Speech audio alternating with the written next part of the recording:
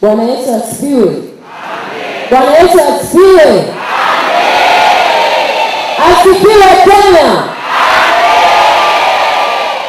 Leo tutaanza semina yetu ya maajabu ya Mungu. Naomba tuwe makini sana na hiyo swala. Bwana awabariki.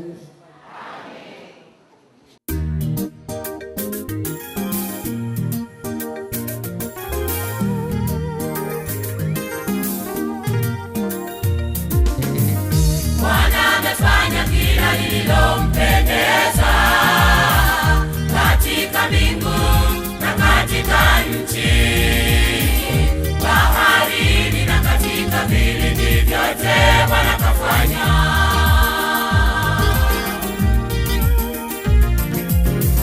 Bwana amefanya kila lililompendeza katika mbingu na katika nchi, baharini na katika vilindi vyote Bwana kafanya.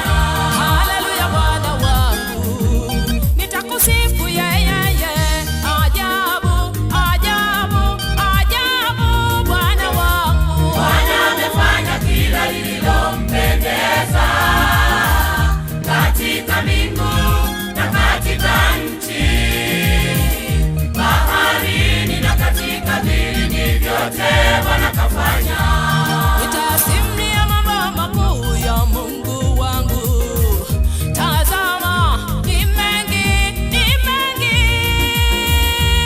ni mengi Bwana wangu, ni mengi. Yeah, yeah, yeah. Bwana amefanya kila lililompendeza katika mbingu na katika nchi, baharini na katika vilindi vyote Bwana kafanya. Uumbaji wake Mungu ni wa ajabu. Siku sita kamaliza kuumba dunia, kwa udongo kaniumba mimi napendeza.